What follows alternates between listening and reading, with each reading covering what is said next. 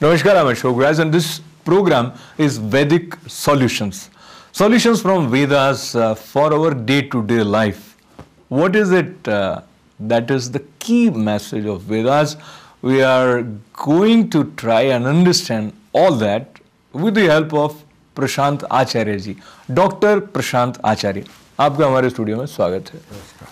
प्रशांत जी, आपके बारे में कुछ बातें बड़ी विशेष जो हैं उनमें से ये है कि आपने शुरुआत की विज्ञान के विद्यार्थी के रूप में, फिर आपने पीएचडी किया फिलोसॉफी में, संस्कृत और व्याकरण आचार्य में भी आपने स्नातकोत्तर एमए आपने किया और दिल्ली विश्वविद्यालय में आपने पढ़ा। इसके अलावा आप योगाचार्य भी हैं।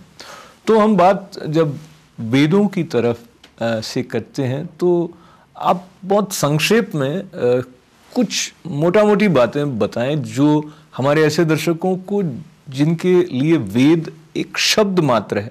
वेद सचमुच है क्या? सार वेद का यदि आप बताएं। देखो, वेद जो है सृष्टि के शुरू में, प्रारंभ में ऐसी मान्यता है, ऐसा मानते हैं कि ये परमात्मा की ओर से ऋषियों के हृदय में आई हुई प्रेरणाएं हैं प्राचीन काल में। और जैसे आप कोई भी चीज़ खरीदने के लिए मार्केट में जाते हैं तो उसके साथ में उस चीज़ को, उस इंस्ट्रूमेंट को कैसे ऑपरेट करना होता है एक बुकलेट है। तो हमारी मान्यता यह है कि जब परमात्मा ने इतनी बड़ी सृष्टि बनाई तो इस सृष्टि के साथ में हमें कैसे जीना है, कैसे ऑपरेट करना है, इस सृष्टि से कैसे हमें लाभ लेना है, किस प्रकार से हमें इसको ठीक से उपयोग करना है जिससे हम इसका सही सही उपयोग करके अपने जीवन को उन्नत करें। इसलिए उन्होंने एक मैनिफेस्टो, एक बुकलेट की फॉर्म में जिसका नाम वेद है वो हमें दिया। इसलिए वेद हमारे जीवन की हर एक प्रकार के प्रश्नों का उत्तर देने में सक्षम है। तो वेद सब प्रकार के प्रश्नों का उत्तर देने में सक्षम है, ऐसा जब प्रशांत जी कहते हैं तो हमारे मन में बहुत सारे प्रश्न आते हैं। और सबसे पहला प्रश्न जो अभी मैं आपसे जिसकी तरफ बढ़ रहा हूँ, जो ईश्वर है, भगवान है, गॉड, अलग अलग नामों से जिसको हम संबोधित करते हैं, उसके स्वरूप के बारे में, यानी एक और बात जो आधुनिक मन कई बार सोचता है कि मुझे खाना पीना कमाना है, इस प्रकार के भोग करने हैं, ईश्वर से मेरा क्या लेना देना। तो ईश्वर के स्वरूप का और हमारे दैनंदिन रोजमर्रा के जीवन के बीच में क्या पुल है? अशोक जी, आपके इस प्रश्न में एक प्रश्न नहीं है, इसमें तो पूरी फिलॉसफी छिपी हुई है। तो मैं इसको एकदम से एक वाक्य में उत्तर नहीं कर सकता। मैं शुरुआत में ये बताऊंगा कि परमात्मा या ईश्वर रूपी कॉन्सेप्ट वेद कैसे समझते हैं। तो सबसे पहले तो हम वर्तमान संदर्भ को देखते हुए हम ईश्वर की ओर जानने का प्रयत्न करते हैं। वेदांत दर्शन ब्रह्म सूत्र में एक सूत्र आता है कि अथातो ब्रह्म जिज्ञासा, कि परमात्मा को, ब्रह्म को जानने की इच्छा हुई। क्यों हुई इच्छा? उसमें क्या, कैसे पता चलता है कि परमात्मा को जानने की इच्छा हुई? वो है क्या?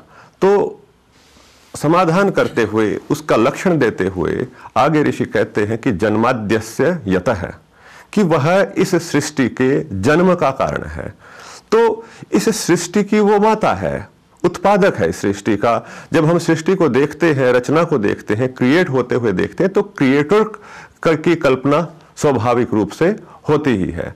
तो इसलिए उसको जानना आवश्यक है कि कहां से हम आए हैं। ये फिलोसॉफिकल इसका आंसर है। अब वेद इसके बारे में क्या कहते हैं, मैं यहां पे आ रहा हूं कि वेद सीधे सीधे कहते हैं यजुर्वेद के 40वें अध्याय में, ईशावास्यम इदम सर्वम यत् किंचित जगत्याम जगत, कि परमात्मा की सत्ता, ईश्वरीय सत्ता, एक महासत्ता इस संसार के अंदर जो भी चर और अचर, जड़ और चेतन जगत है उसके ऊपर विराजमान है, दिखाई दे रही है। सत्ता का आभास हो रहा है, यद्यपि वो हमारे इन नेत्रों से दिखाई नहीं दे रही है, परंतु वह सत्ता विराजमान है। अब उस सत्ता को जानने का क्या उपाय है, कैसे हम उसको रियलाइज कर पाए? एक और बात मैं कह करके मैं रियलाइज करने की ओर आऊंगा कि परमात्मा को जानने का के दो माध्यम, जानने का मतलब कि उसकी सत्ता की अनुभूति दो प्रकार से होती है। जैसे ही व्यक्ति रात में तारामंडल को देखता है, गैलेक्सीज को, स्टार्स को आंखें ऊपर उठा के आकाश की ओर दृष्टिपात करता है और जब यह सोचता है कि यह जो सूर्य है ये तो एक कण मात्र है, इससे लाखों और करोड़ों गुना बड़े तारे हैं और एक आकाश गंगा के अंदर 10 के ऊपर 10 रेज़ टू द पावर 8 इतने सारे तारे एक गैलेक्सी में हैं और इतनी ही गैलेक्सियां वैज्ञानिक साइंटिस्ट आज तक खोज पाए हैं, तो और वो सब की सब अपनी एक व्यवस्था के अंदर चल रही है, तो वहां से किसी एक विशेष सत्ता का बोध होता है। दूसरा, जब ये जो धरती है, धरती रिवॉल्व कर रही है अपने एक्सिस के ऊपर, सारे प्लेनेटरी मोशंस हैं, ग्रेविटेशन है, और धरती के अंदर भी बहुत सारी साइकिल्स चल रही हैं, जैसे वाटर साइकिल है, कार्बन साइकिल है, नाइट्रोजन साइकिल है, दुनिया भर की इस प्रकार की व्यवस्थाएं चल रही हैं। और एक भी व्यवस्था यदि किसी भी स्थिति में थोड़ी सी भी क्षीण हो जाए तो मानव का अस्तित्व ही मिट जाएगा। तो इस प्रकार से तो बाहर देख करके एक सत्ता विशेष का आभास होता है, क्योंकि चेतनकर्ता के बिना कोई कार्य नहीं हो पाता। यह एक इसके पीछे हेतु है। दूसरी बात, जब व्यक्ति अपने भीतर सोचता है, अपने भीतर एक अंतः प्रेरणा की बात आती है कि जब आप कोई भी अच्छा कार्य कर रहे होते हैं, श्रेष्ठ कार्य करने की ओर आपकी इच्छा होती, तो अंदर से एक अलग सा उत्साह, आत्मविश्वास और संतोष की अनुभूति होती है। परंतु यदि कोई व्यक्ति बुरा कार्य करना चाहता है तो उसके भीतर एक भय, लज्जा और शंका की, गिल्ट की फीलिंग होती है, गिल्टी फील करता है। मैं आपको इंटरप्ट करने का मेरा धर्म है, क्योंकि मैं कार्य वही कर रहा हूँ, इसलिए बाकी एक जो चिंतन की धारा है वो और आगे जाती रहे, उसका अपना आनंद होता है। पर जैसे आपने कहा कि एक आत्मविश्वास होता है, आनंद, गिल्ट, अच्छा बुरा, तो ये सब भी हमारी समझ पर निर्भर करता है। कई मनुष्य जिस कार्य को बहुत बुरा समझते हैं, कोई और मनुष्य उस कार्य को अच्छा समझता है और उसमें अपना श्रेय भी मानता है। तो ये जो अच्छे और बुरे का प्रश्न है, ये भी एक मूलभूत प्रश्न है पूरे मानव समुदाय के लिए। तो वेद की दृष्टि से जब आप परिभाषित करने चलें कि अच्छा क्या है और बुरा क्या है, तो क्या कहेंगे? बिल्कुल, हम इसको जब हम धर्म की परिभाषा करते हैं तो मनुस्मृति के श्लोक में स्पष्टतया धर्म की बात आती है। माने जब हम वेद की बात कर रहे हैं तो वेद की व्याख्या करते समय हम वैदिक ग्रंथों का प्रमाण भी साथ में देंगे, जिनको हम आर्ष ग्रंथ भी कहते हैं, माने ऋषियों के कहे गए ग्रंथ जो वेदों से उन्होंने उद्धृत करके निर्माण किए हैं। तो मनुस्मृति धर्म के लक्षण के रूप में बताती है कि श्रुति स्मृति सदाचारः स्वस्य च प्रियमात्मनः एतत् चतुर्विधम प्राहुः साक्षात धर्मस्य लक्षणम। अब धर्म दिखाई तो देता नहीं है, परंतु यदि कोई कहे कि हमें साक्षात धर्म देखना है तो क्या करे, तो 4 तरह से उन्होंने धर्म को बताया कि सही और गलत, यूं समझ सकते हैं यहां धर्म से आप। सबसे पहले श्रुति माने वेद, जो वेद प्रतिपादित है वो धर्म है। अब मान लीजिए मैंने, आपने अथवा हमारे दर्शकों में से किसी ने वेद नहीं पढ़े, देखे भी नहीं है, तो हम धर्म का कैसे बोध होगा? तो कहा कि श्रुति यदि नहीं पता तो दूसरे स्तर पे आ जाइए स्मृति। तो स्मृति को देखिए, अर्थात ऋषियों ने जो विधान बनाए वेद को निकाल करके वर्तमान परिस्थितियों के अनुकूल, तो उसको धर्म मानिए, उसको सही मानिए, और जो उसमें नहीं है अथवा जिसको गलत बताया गया है उसको गलत मानिए। तीसरी बात, वो भी हमारे सामने नहीं है तो और सरल कर दिया, सदाचार है, शब्द दिया सदाचार है, सता नाम आचार है इति सदाचार है। जो महापुरुषों का, श्रेष्ठ जनों का आचरण है उसका नाम सदाचार है। तो उस जो उन्होंने अमुक अमुक परिस्थिति में जो किया वही धर्म है, वही श्रेष्ठ है, वही करणीय है। यदि भगवान श्री राम के जीवन को देख सकते हैं तो जो मानस के अंदर उसकी व्याख्याएं कही गई, वाल्मीकि रामायण में जो व्याख्याएं कही गई, तो उनका आचरण स्वयमेव धर्म है। तो इसीलिए उनको मर्यादा पुरुषोत्तम कहते हैं। चौथी बात जो बड़ी महत्वपूर्ण है, जो महापुरुषों को भी, महान आत्माओं को भी नहीं मानते, और ये महापुरुष कहीं भी किसी भी समाज में संभव है, उनके लिए एक मिनट मुझे ये वाक्य, क्योंकि ये पूरा हो जाएगा। स्वस्य च प्रियमात्मनः है, जो मुझे प्रिय है ऐसा ही मैं तेरे लिए भी समझूं, आपके लिए भी वही समझूं। तो जैसा व्यवहार मैं अपने साथ चाहता हूं वैसा ही सबके साथ करूं, तो ये धर्म है। इस प्रकार से आप धर्म को अपने सम्मुख देख सकते हैं, जान सकते हैं। मुझे ऐसे आपकी बात सुनते हुए स्मरण आ रहा था वो जो कि मैंने पहले इंटरव्यू के पहले आपसे शेयर किया था, जो व्यास जी का, मेरा नहीं, वेद व्यास जी का हम स्मरण करते हैं वेदों के विभाजन के साथ में उसको अव्यवस्थित रूप से हम तक पहुंचाने के लिए। तो पुराणों की रचना में भी वेद व्यास जी का है। तो 2 पंक्तियां इस प्रकार श्रवण में आई कि अष्टादश पुराणेषु व्या, आप उसको पूरा करें। देखिए, पुराण नाम इतिहास का है जी। ठीक है जी। तो पुराण जो है, पुराण शब्द में इतिहास का ग्रहण होता है, किंतु जो वेद व्यास हैं, माने वेद व्यास जी ने जिन्होंने महाभारत की रचना और ब्रह्म सूत्रों की रचना करी, वहां पर उनका नाम बादरायण व्यास आता है जी। कि बद्री के पुत्र व्यास हैं। किंतु ये जो रचनाएं हैं पुराणों की, ये अवान्तर रचनाएं हैं, बाद की रचनाएं हैं। इनको उस प्रकार से वैदिक इतिहास अथवा वेद की मान्यताओं के रूप में हम स्थापित नहीं कर सकते हैं।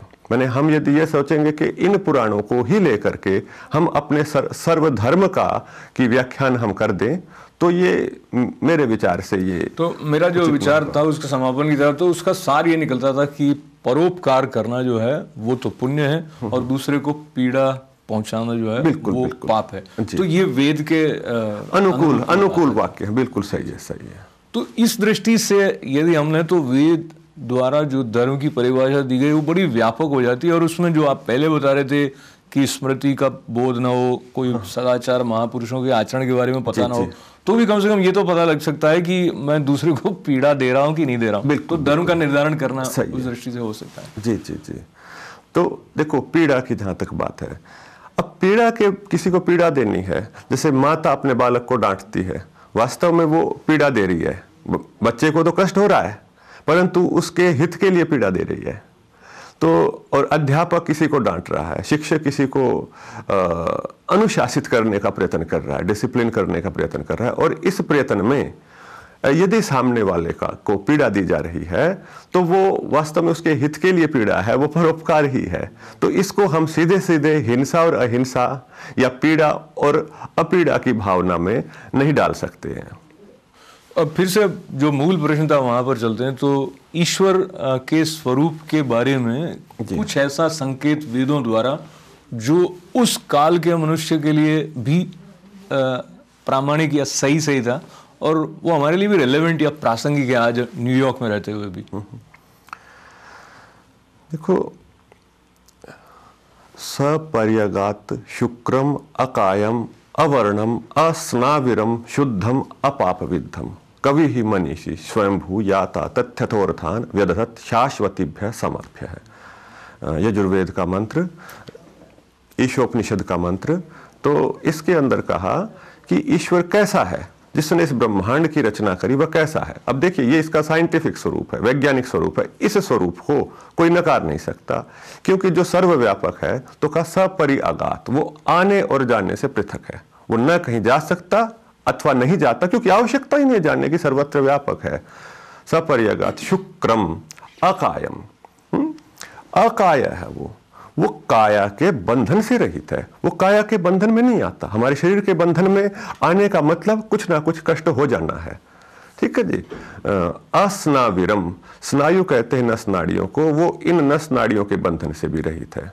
शुद्धम, शुद्ध है, अत्यंत शुद्ध है, बिल्कुल प्योर है। हमारे इस दुनिया के अंदर कोई भी वस्तु आपको ऐसी नहीं मिलेगी जो पूरी प्योर होगी, तो वो है बिल्कुल प्योरेस्ट है।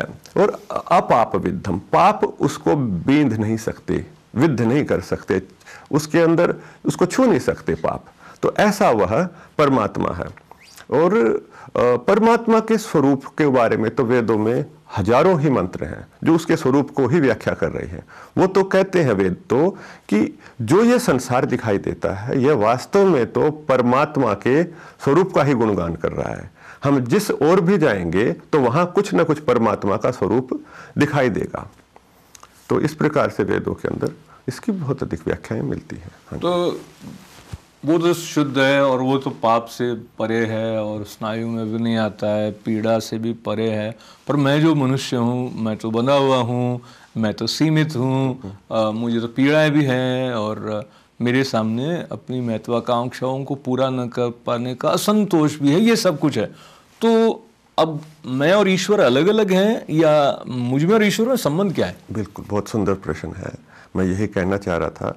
तो इसको कहते हुए हम ईश्वर शब्द पर आएंगे कि ईश्वर क्या है। और ऋषि पतंजलि क्या कहते हैं, जो योग दर्शन है, योग सूत्र पतंजलि के हैं, इनको वेदों का एक उपांग कहा जाता है, अर्थात वेद को समझने में सहायक ग्रंथ माना जाता है। तो वो ईश्वर के स्वरूप के बारे में बता रहे हैं योग सूत्र प्रथम पाद साधन पाद समाधि पाद में कि क्लेश कर्म विपाक आशय अपरामृष्ट पुरुष विशेष ईश्वर। पुरुष विशेष ईश्वर। क्लेश कर्म विपाक आशय अपरामृष्ट है। साधारण रूप से इसका अर्थ समझिए कि वो क्लेशों से रहित है, कर्म से रहित है, कर्म के फल से रहित है, माने सांसारिक इच्छाओं को लेकर के वो कर्म नहीं करता और उस कर्म के ना ही उसके ऊपर संस्कार पड़ते और उनके जो संस्कारों से मुक्त है। और साथ में कहा पुरुष विशेष ईश्वर है। जो पुरुष विशेष शब्द बड़ा महत्वपूर्ण है। इसका मतलब यह है कि पुरुष सामान्य भी होता है, जैसे हम लोग हैं, हम पुरुष सामान्य हैं। पुरुष कौन होता है कि पुरी शेते इति पुरुष है, जो पुरी में शयन करता है वह पुरुष है। पुरी कौन है? कौन है? पुरी माने एक नगरी, उसका नाम पुरी है। तो कहा अष्टचक्र नवद्वारा देवा नाम पुरी अयोध्या। यह जो पुरी है, ये वेद का मंत्र है कि अष्टचक्र है इस नगरी में और 9 द्वार हैं इस नगरी के अंदर। 8 चक्र हैं, इसको 8 जो एनर्जी सेंटर्स भी कह सकते हैं चक्रों को, और 8 साइकिल्स भी चल रही हैं, ब्लड की और रेस्पिरेशन की, ब्रीदिंग की, इस तरह से 8 साइकिल्स भी इस बॉडी के अंदर हैं आयुर्वेद के अनुसार।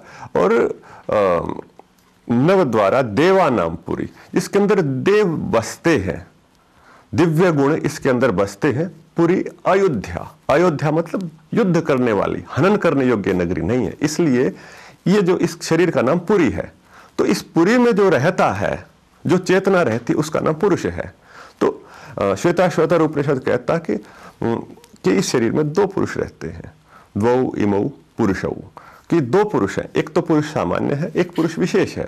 जो सामान्य पुरुष तो बंधन में आता है, परंतु ये जो पुरुष विशेष है जो आनंद स्वरूप है, एक तत्र निरतिशय सर्वज्ञ बीजम, जो सारे ज्ञान का भंडार स्रोत, इसी पुरी के अंदर एक और पुरुष छिपा हुआ है। तो वह पुरुष भी इसी के भीतर है। और यह ईश्वर की डेफिनेशन दी है। ईश्वर शब्द को डिफाइन पतंजलि जी ने इस प्रकार से किया है।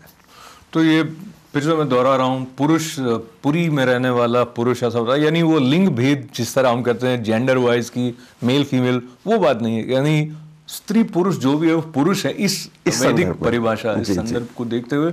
और उसमें एक विशेष पुरुष बताया, तो ये संभावना सबके अंदर है कि जो आनंद का भंडार है वो सुलभ है, आपके अंदर ही है, पर वो कहाँ है उसका पता क्यों नहीं चलता है? इसके बारे में कोई वेदों द्वारा संकेत किए गए होंगे या किए गए हैं कि उसका पता कैसे चले, उसका बोध कैसे हो कि मैं आनंद स्वरूप हूँ, तो मैं इतना टेंशन में क्यों? नहीं, आप इसको ये समझो कि आप आनंद स्वरूप नहीं हो। अच्छा, हम तो जीवात्मा अल्पज्ञ है, मतलब अल्पज्ञ है, कम जानने वाली है, ठीक है ना जी। और ये सारा ज्ञान इकट्ठा करती है, इधर से उधर से समाहित करती है अपने भीतर ज्ञान, परंतु इसकी जो इंद्रियों का मुख वो बाहर की ओर है। पर एक अनुभव की ओर आप ध्यान देना कि यह जो अनुभव है, कौन सा अनुभव? आनंद होने का या संतोष होने का। आपने भोजन बाहर से ग्रहण किया, परंतु संतोष तो अपने भीतर हो रहा है। आपने कोई भी वस्तु बाहर से प्राप्त करी है, पर उसका जो अनुभूति है, तृप्ति की अनुभूति, आनंद की अनुभूति, ज्ञान की अनुभूति और पिपासा, क्षुधा, भूख प्यास की निवृत्ति की अनुभूति, वो आपके भीतर हो रही है, सेटिस्फैक्शन, प्लेजर, आनंद। तो उसकी ओर हमारा ध्यान नहीं होता। हम केवल उस आनंद को बाहर की ओर ढूंढते रहते हैं, क्योंकि हमारे इंद्रियों के मुख बाहर की ओर है। हम जैसे ही अपने इंद्रियों को पलटेंगे, माने ध्यान के द्वारा पलटेंगे, तब हमारा मुख अंदर की होगा। वेद इसके बारे में स्पष्ट कहता है। विडंबना समाज में यह है, धार्मिक संप्रदायों में अथवा जो भी है, माने संसार के अंदर जो ह्यूमैनिटेरियन लोग हैं, कि वो समन्वय लेकर के नहीं चलते हैं, संतुलन के साथ में नहीं चलते। किंतु वेद कहता है कि देखो, केवल संसार में ही सब कुछ कर्म करना ये भी अच्छी बात है, परंतु पूरा सही नहीं है। और केवल आध्यात्मिक ही हो जाना यह भी सही नहीं है। यह तो इस जीव के 2 पंख हैं, इन दोनों को लेकर के ही वो संसार को सही से जानते हुए पार कर सकता है। परमात्मा रूपी विद्या को, माने अध्यात्म विद्या को विद्या से संबोधित किया गया और इस सांसारिक विद्या को, संसार को जानने को अविद्या से संबोधित किया गया हमारे शास्त्रों में, वेद में। तो वेद बताता है कि हमारे को दोनों का साथ साथ बोध होना चाहिए। विद्याम च अविद्याम च यस्तद वेद उभयम सह, जो विद्या और अविद्या दोनों को साथ साथ जानता है। अविद्यायाम मृत्युम तीर्त्वा विद्यायाम अमृतम अश्नुते, कि अविद्या से तो इस संसार को पार करना पड़ेगा। जब तक आपको अविद्या नहीं आएगी, अविद्या का मतलब ये संसार की विद्याएं, सांसारिक विद्याएं नहीं आएंगी, तो यदि मेरे पास में गाड़ी नहीं होती तो मैं आपके पास में कैसे आ पाता? यदि ये हमारे पास में टेलीकास्ट करने की ये साधन नहीं होते तो हमारी बात वाणी कैसे दूर तक जा पाती? तो इनके द्वारा तो हम संसार की संसाधन इकट्ठे करेंगे, संसार को जानने से, और संसार को पार करेंगे, और विद्या से हम उस अंदर के भीतर के आनंद का भोग करेंगे। तो संसार भी आवश्यक है और अंदर के आनंद के भोग के लिए, जानने के लिए ध्यान भी आवश्यक है। तो प्रशांत जी की बातें बड़ी ज्ञान वाली हैं और कुछ बातें खोलती हैं और कुछ और प्रश्न खड़े हो जाते हैं। जैसे चक्रों के बारे में आपने कहा, तो हमें से कुछ लोगों को पता नहीं है 8 चक्र हैं क्या, नवद्वार हैं क्या। शायद आने वाले कुछ कार्यक्रमों में 8 चक्रों में से कुछ चक्रों की चर्चा करें। इसके अलावा आपने संतुलन के बारे में कहा, अविद्या और विद्या के बारे में कहा। तो अविद्या जो कुछ भी भौतिक जगत से संबंधित बाहरी विद्याएं हैं वो आप उस अविद्या के रूप में कह रहे हैं, और आप ये भी कह रहे हैं कि अविद्या और विद्या दोनों को साथ लेकर चलो। तो उनमें संतुलन की बात आपने पहले ही कह दी थी। तो ये संतुलन हमारे जीवन में कैसे आ सकता है, इसके बारे में भी थोड़ा और स्पष्ट होने की आवश्यकता है। कुछ संकेत आप करेंगे कि जो आध्यात्मिक उन्नति के लिए प्रयास करने वाले होते हैं तो वो भौतिक दृष्टि उनकी ज़्यादा विकसित नहीं होती, अक्सर ऐसा होता है, या दोनों हो पाती है? जी, मैं अपनी बात कहने से पहले एक उदाहरण भगवत गीता का देना चाहूँगा कि भगवान अर्जुन को समझा रहे हैं और अर्जुन उलझन में है। वैसे तो अर्जुन योद्धा थे, बहुत बड़े योद्धा थे, किंतु उस समय वो आध्यात्मिक हो गए हैं। उस समय वो धर्म कर्म की और केवल ज्ञान की बातें कर रहे हैं। तो श्री कृष्ण जी भगवान कहते हैं कि अर्जुन माम अनुस्मर युद्धैव च, ये संसार तो युद्ध है। यदि इसी पंक्ति को हम आधार बनाएंगे, संसार युद्ध है, तो उसको स्मरण रखो, उसको स्मरण करो निरंतर और युद्ध करो। तो युद्ध करना हमारा धर्म, युद्ध माने संसार में संघर्ष करना, वह हमारा धर्म है। तो 3 प्रकार की चीजें हैं जो आध्यात्मिक दृष्टि से व्यक्ति को करनी होती है। उसको आध्यात्मिक दृष्टि न कर करके एक सच्चे जीवन के अंदर 3 वस्तुएं, 3 बातें होंगी आपकी, आपके जो चिंतन का या कर्म का विभाजन 3 प्रकार से होगा। एक तो ज्ञान, नॉलेज गेन करना, दूसरा कर्म करना, जीवन भर में जो भी हम आप एक्शंस करते हैं, दूसरा, तीसरा उपासना करना, माने मेडिटेशन करना। मेडिटेशन और वर्शिपिंग ये उसी के अंदर आएगी। तो व्यक्ति को सारा दिन व्यक्ति ध्यान ही नहीं कर सकता, वो कुछ काल तक ध्यान करेगा और उस ध्यान को साथ लेते हुए अपने कर्म पवित्रता से करेगा। इसके साथ साथ वो ज्ञान का भी अर्जन करेगा और धीरे धीरे उसके ज्ञान का स्तर ऊपर उठता जाएगा, धीरे धीरे ज्ञान बढ़ता जाएगा। जैसे ये तीनों के अंदर संतुलन, कभी क्या होगा कि आपका कर्म पक्ष प्रबल होगा, कभी क्या होगा कि आपका ज्ञान पक्ष प्रबल होगा, कभी आपकी उपासना प्रबल होगी। तो व्यक्ति को निरंतर आत्मनिरीक्षण, इंट्रोस्पेक्ट करना चाहिए कि आप कौन से कार्य में पिछड़ रहे हैं, क्योंकि तीनों ही कार्य जीवन के महत्वपूर्ण हैं। तो उसके ऊपर हमें ज्यादा ध्यान करना चाहिए। आप देखेंगे कि बहुत सारे लोग हैं जिनको हम सीखते सिखाते हैं, चर्चा करते हैं, जिनके अनुभव भी हम शेयर करते हैं, वो 10-10, 20-20 साल से ध्यान की उन्हीं स्तरों के ऊपर वो जी रहे होते हैं, वो आगे नहीं बढ़ रहे होते हैं। क्योंकि उनको लगता है कि मैं तो पूरा आध्यात्मिक हूँ, मेरा तो मार्ग बिल्कुल उचित है, मुझे तो गुरु जी ने गुरु मंत्र दे दिया है, अथवा मैं गुरु की सेवा करता हूँ, तो इत्यादि बातें रहती हैं। परंतु उन्नति न होने का एक बड़ा कारण यह है कि उसका ज्ञान पक्ष और कर्म पक्ष निर्बल होता है। तो जैसे ही वो सेवा को और अधिक बढ़ाएगा अथवा ज्ञान को बढ़ाएगा, तो वह देखेगा कि अध्यात्म में भी, माने ध्यान में भी उसकी स्थितियां एकदम से ऊपर आ जाएंगी। मतलब मेरे अनुभूति से ये बात मैं बोल रहा हूँ, अनुभूत है, बहुत लोगों से के साथ में भी चर्चा करने के उपरांत मैं ये बात बोल रहा हूँ।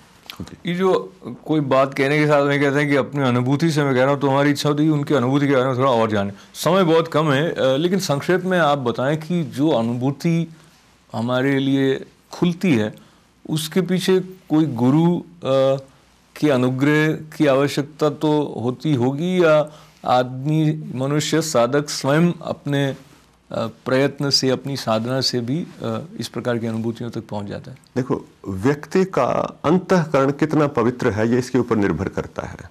यदि व्यक्ति का, जैसे मैंने पहले चर्चा करी कि परमात्मा जो परम गुरु है, सपूर्वे श्याम अपि गुरु कालेन अनवच्छेदात, वह तो अकाल पुरुष है, काल से रहित है, वह ऐसा गुरु है। तो वह गुरु तो निरंतर आपके भीतर विद्यमान है और निरंतर प्रेरणा देता जा रहा है। संसार के प्रत्येक व्यक्ति के भीतर अंतः प्रेरणाएं प्राप्त हो रही हैं, परंतु उनको हम ग्रहण नहीं कर पा रहे क्योंकि हमारा जीवन अंतःकरण उतना पवित्र नहीं है। तो यदि पवित्र है और उसको हम सीधे ही अपना गुरु बना पा रहे हैं परमात्मा को, तो सांसारिक गुरु की आवश्यकता नहीं है। नहीं तो सांसारिक गुरु की आवश्यकता हमें होगी ही। और उस गुरु के अंदर भी आप विभाजन कर सकते हैं। पुस्तक भी व्यक्ति की गुरु हो सकती है, पर उसके लिए भी बड़ा ऊंचा स्तर चाहिए। ऋषियों के ग्रंथों को जब आप अध्ययन करेंगे, मनन करेंगे, तो उससे भी आपको सीधे ज्ञान मिल सकता है, परंतु उसके लिए भी आपका स्तर ऊंचा होना चाहिए। अन्यथा तो फिजिकल गुरु की जरूरत पड़ेगी, आवश्यकता पड़ेगी, और वह गुरु आपको सही सही प्रेरणा करेगा, तभी आप आगे बढ़ पाएंगे। गुरु की क्यों आवश्यकता है? क्योंकि आप देखिए, आपके एक व्यक्ति विशेष ने किसी चीज की अनुभूति कर ली है, और वह अनुभूति जो उसके लिए परफेक्ट है, तो वो आपको थोड़े से परिश्रम में दे सकता है। जैसे आपके पास में एक गाड़ी है और आपके पास में उस गाड़ी का मैनुअल है। अब कोई आपको कहे कि इस गाड़ी की ड्राइविंग अपने आप सीख लो बिना किसी गुरु के, तो व्यक्ति सीख सकता है, ये मना नहीं कर सकते कि वो सीख सकता है, परंतु उसके लिए उसको बहुत ज्यादा संघर्ष और मेहनत करनी पड़ेगी। परंतु दूसरा, अगर गाइड उसके साथ में बैठा है, उसका टीचर साथ में बैठा है, तो वो बहुत जल्दी ही उसको सिखा देगा कैसे उसको ड्राइव करना है, क्या क्या समस्याएं आगे आएंगी, उनके साथ भी वो आसानी से निवारण कर सकता है। इस दृष्टि से गुरु का बहुत अधिक महत्व है। तो आचार्य जी हैं, प्रशांत जी हमारे, और गुरु के महत्व के संकेत के साथ हम उस बिंदु पर पहुंच गए जहां आज के वैदिक सॉल्यूशन कार्यक्रम को विराम देने का समय आ गया है। बहुत सारी बातें हमारे मन को प्रसन्न करने के साथ साथ हमारे ज्ञान को बढ़ाने वाली प्रशांत जी के द्वारा हमें सुनने को इस कार्यक्रम में आगे भी मिलती रहेंगी। और उनका पता और फ़ोन नंबर आप जो देख रहे थे, आप उनसे संपर्क कर सकते हैं। विस्तार से तो न बताएं, लेकिन संक्षेप में ये आपसे निवेदन करते हुए कि जो भी हमारे वैदिक संस्कार हैं उनके उन अनुष्ठानों की दृष्टि से, और व्याकरणाचार्य हैं तो योगाचार्य भी हैं, तो योग की दृष्टि से और अन्य कई ज्ञान संबंधी चर्चाओं के लिए भी उनसे संपर्क किया जा सकता है। आप हमारे स्टूडियो में आए और आपने ये सब जो धारा प्रवाह ज्ञान का प्रारंभ किया है वैदिक सॉल्यूशन कार्यक्रम में, आपका बहुत बहुत धन्यवाद। और आपसे अगले कार्यक्रम में फिर मुलाकात होगी। धन्यवाद। हमारे साथ थे प्रशांत आचार्य जी, डॉक्टर प्रशांत आचार्य जी। हमारे साथ बने रहने के लिए आप सभी का मंगल कामनाओं के साथ आभार। अशोक व्यास को अनुमति दें। नमस्कार।